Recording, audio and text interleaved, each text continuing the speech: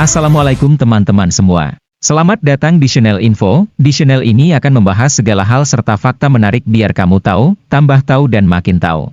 Jika kamu suka, support kami dengan cara mengklik tombol subscribe. Di suatu ketika, kamu diajak temanmu untuk berkunjung ke rumahnya yang berukuran besar nan megah.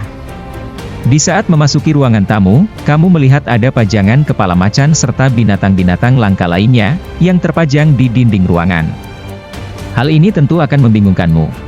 Lalu kamu bertanya, mengapa kepala hewan-hewan itu tidak membusuk? Nah, kali ini kita akan membahas taksidermis pada hewan dengan menggunakan zat kimiawi.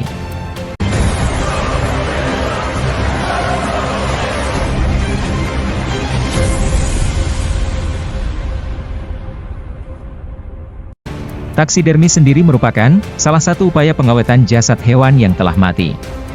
Orang-orang biasanya memanfaatkan teknik ini sebagai salah satu upaya untuk mengawetkan hewan sebagai kerajinan ataupun hiasan. Contohnya begini, pada saat kucing peliharaanmu meregang nyawa, tentu kamu akan merasakan sedih yang teramat dalam. Namun, di sisi lain, kamu masih ingin kucing peliharaanmu tetap berada di rumahmu. Maka, dengan cara taksidermis, kamu bisa membuat jasadnya bertahan di rumahmu lebih lama. Proses tahapan taksidermis dilakukan dengan tahapan-tahapan sebagai berikut. Pertama-tama, hewan harus dibedah untuk dikeluarkan organ tubuh serta daging hewan yang masih menempel. Hal ini tentu tidak semudah seperti mengeluarkan tisu dari tempatnya. Kamu memerlukan zat kimia karbolik asid untuk membersihkan kulit hewan secara menyeluruh. Karbolik asid sendiri berfungsi untuk mengangkat noda yang sulit untuk dibersihkan. Hal ini karena karbolik asid merupakan salah satu jenis asam organik dengan rumusan kimia C43H94O8. Senyawa ini adalah senyawa dalam kelompok asam karboksilat untuk mengangkat noda dari permukaan agar dapat larut dalam air. Sehingga senyawa ini dapat digunakan sebagai pembersih kulit pada hewan. Lalu selanjutnya kamu memerlukan alkohol untuk membersihkan sisa dari senyawa karbolik asid yang telah kamu gunakan tadi. Alkohol atau istilah lainnya etanol memiliki rumusan kimia C2H5O. Bahan inilah yang berfungsi sebagai pembersih ampuh untuk menghilangkan jejak bau dan kotoran yang terdapat pada kulit. Langkah selanjutnya, kamu perlu memasukkan beberapa kawat untuk menyangga posisi atau pose hewan yang nantinya kamu awetkan. Setelah itu, kamu harus mencampurkan garam kromosof ke sisi dalam kulit hewan. Garam kromosof adalah campuran garam mineral konsentrasi tinggi berwarna putih, yang mengandung atom boron dan oksigen.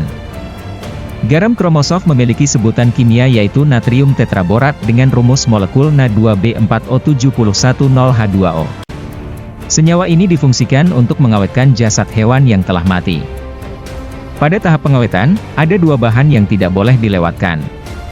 Selain dari garam kromosof, kamu juga harus menyuntikkan cairan formalin. Formalin atau istilah lainnya aldehida dengan rumusan kimia, H2CO, senyawa yang berbentuknya gas atau cair ini yang digunakan untuk fungsi pengawetan.